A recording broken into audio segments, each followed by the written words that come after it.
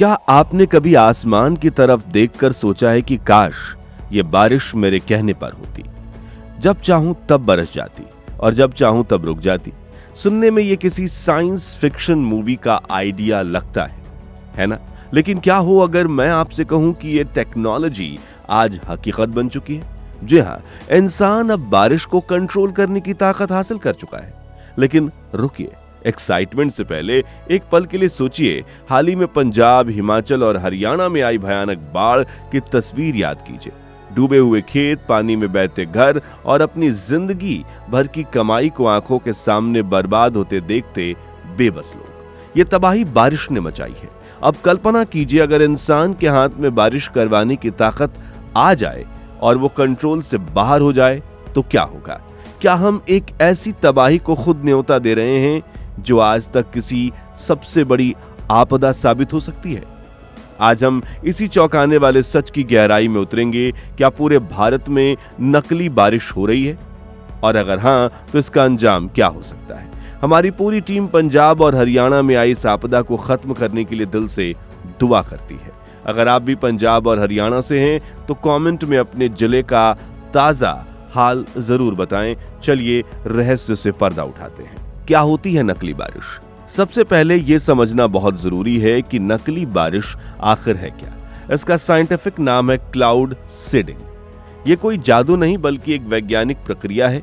इसे आसान भाषा में समझते हैं जैसे चाय बनाने के लिए आपको दूध, चाय पत्ती और चीनी चाहिए, वैसे ही बारिश के लिए बादलों में 3 चीजें जरूरी होती हैं: नमी, वाटर वेपर, छोटे छोटे कण जैसे धूल या पराग, या सही तापमान। कई बार बादलों में नमी तो बहुत होती है लेकिन वो छोटे कण नहीं होते जिससे पानी की बूंदें चिपककर भारी हो सकें और बरस सकें। क्लाउड सीडिंग में यही किया जाता है। हवाई जहाज या रॉकेट की मदद से बादलों के ऊपर सिल्वर आयोडाइड या ड्राई आइस जैसे केमिकल्स का छिड़काव किया जाता है। ये केमिकल्स उन छोटे कणों की कमी को पूरा करते हैं और नमी इन पार्टिकल्स से चिपकना शुरू कर देती है। पानी की बूंदें बनती हैं, वो भारी होती हैं और बारिश के रूप में जमीन पर गिरने लगती हैं।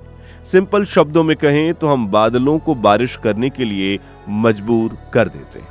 यह तकनीक कोई नई नहीं है। दशकों से दुनिया कई देश इसका इस्तेमाल कर रहे हैं। पंजाब, हिमाचल और हरियाणा का दर्दनाक मंजर। अब इस टेक्नोलॉजी को एक तरफ रखते हैं और जमीनी हकीकत पर आते हैं। पिछले कुछ समय में नॉर्थ इंडिया, खासकर हिमाचल प्रदेश, पंजाब, हरियाणा ने जो बाढ़ का कहर झेला है वो शब्दों में बयां नहीं किया जा सकता। हिमाचल के पहाड़ों में बादल फटने, लैंडस्लाइड की घटनाओं, सड़कों, पुलों, घरों और सबको ताश के पत्तों की तरह बिखेर दिया। वहां के लोग की जिंदगी मानो एक झटके में दशकों पीछे चली गई। वहां से बहने वाली नदियों का पानी अब पंजाब और हरियाणा के मैदानी इलाकों में पहुंचा तो उसने सब कुछ डुबो दिया। किसानों की हजारों एकड़ लगी धान, सब्जियों की फसलें पूरी तरह से बर्बाद हो गई हैं। जिन खेतों में उनके साल भर के गुजारे के लिए अनाज और सब्जियां उगती हैं, वो आज पानी के समंदर में तब्दील हो चुके हैं। लोगों के घरों में पानी घुस गया है। उनका सामान, उनके जरूरी कागजात, उनकी यादें, सब कुछ पानी में बह गया है। सरकार और रेस्क्यू टीम्स अपना काम कर रही हैं, लेकिन जो नुकसान हुआ है उसकी भरपाई सालों में भी नहीं हो पाएगी। ये अब बारिश के एक्सट्रीम रूप का नतीजा है। अब सोचिए अगर इस प्रोसेस को आर्टिफिशियली ट्रिगर किया जाए और अंदाजा गलत हो जाए तो नुकसान कितना बड़ा हो सकता है। अब आते हैं सबसे बड़े सवाल पर। भारत एक कृषि प्रधान देश है और हमारी खेती आज भी मानसून पर बहुत हद तक निर्भर करती है। महाराष्ट्र, कर्नाटक और राजस्थान जैसे इलाके अक्सर सूखे की चपेट में रहते हैं। ऐसे में क्लाउड सीडिंग एक वरदान साबित हो सकती है। जब मानसून कमजोर हो तो इस टेक्नोलॉजी का इस्तेमाल करके बारिश कराई जा सकती है और फसलों को बचाया जा सकता है। सिर्फ खेती ही नहीं, पीने के पानी की समस्याएं जो बन रही हैं, उन शहरों के लिए रिजर्वायर्स और बांधों को भरने में ये मददगार हो सकती हैं। दिल्ली जैसे शहरों में जब पॉल्यूशन खतरनाक स्तर पर पहुंच जाता है तो आर्टिफिशियल रेन कराकर हवा को साफ करने के एक्सपेरिमेंट्स भी हुए। लेकिन अब सिक्के का दूसरा पहलू देखिए जो ज्यादा डरावना है। भारत की ज्योग्राफी और मौसम बहुत कॉम्प्लेक्स है। यहाँ जरा से भी गड़बड़ी के नतीजे भयानक हो सकते हैं। इमेजिन कीजिए किसी एक राज्य ने सूखे से निपटने के लिए क्लाउड सीडिंग का बड़े पैमाने पर इस्तेमाल किया, पर क्या गारंटी है कि इसका असर सिर्फ उसी राज्य तक सीमित रहेगा? हवा और बादलों का कोई बॉर्डर नहीं होता। हो सकता है कि उन बादलों का असर पड़ोसी राज्य में हो जाए और वहां बिन मौसम बरसात या बाढ़ आ जाए।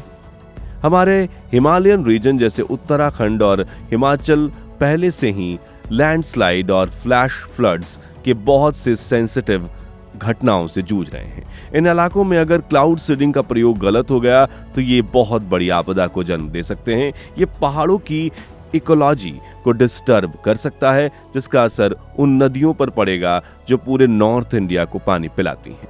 कितना बड़ा हो सकता है नुकसान अगर क्लाउड सीडिंग टेक्नोलॉजी का गलत इस्तेमाल होता है या ये कंट्रोल से बाहर हो जाती है तो भारत को किस तरह से नुकसान का सामना करना पड़ सकता है? चलिए इसे पॉइंट्स से समझते हैं। कृषि संकट। भारत में फसलों का एक पूरा साइकिल होता है, बुआई, सिंचाई और कटाई। अगर कटाई के समय जबरदस्ती बारिश करा दी जाए तो पकी हुई फसलें खेत में सड़ जाएंगी। इससे किसानों को अरबों का नुकसान होगा और देश में अनाज की कमी हो सकती है। वातावरण का बिगड़ना। मौसम के कुदरती चक्र के साथ छेड़छाड़ करने से वातावरण चक्र बिगड़ सकता है। सिल्वर आयोडाइड जैसे केमिकल्स का लंबे समय तक इस्तेमाल जमीन और पानी की क्वालिटी पर क्या असर डालेगा, इस पर अभी भी रिसर्च नहीं हुई है। ये जमीन को बंजर बना सकता है और पानी को जहरीला भी बना सकता है। शहरी बाढ़।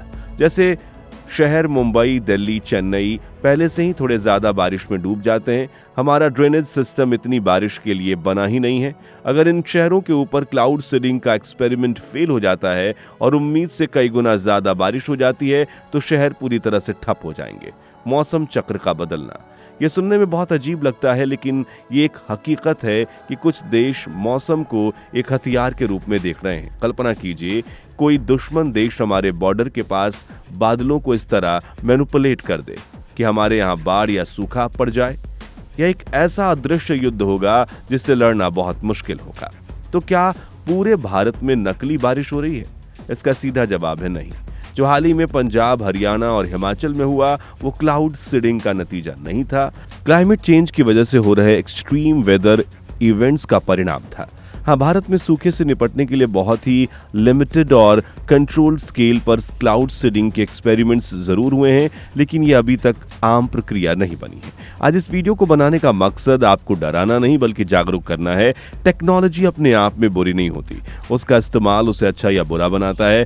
क्लाउड सीडिंग एक बहुत पावरफुल टूल है, लेकिन इसके साथ उतनी ही बड़ी जिम्मेदारी भी आती है। हमें इसके लिए बहुत सख्त नियम और इंटरनेशनल अग्रीमेंट्स की जरूरत है ताकि कोई भी देश इसका मनमाना ढंग से इस्तेमाल ना कर सके। असली दुश्मन क्लाउड सीडिंग नहीं बल्कि क्लाइमेट चेंज है, जो हमारे मौसम को अनप्रेडिक्टेबल और खतरनाक बना रहा है। हमें अपनी नदियों को साफ करना होगा, ज्यादा से ज्यादा पेड़ लगाने होंगे और पॉल्यूशन को कम करना होगा।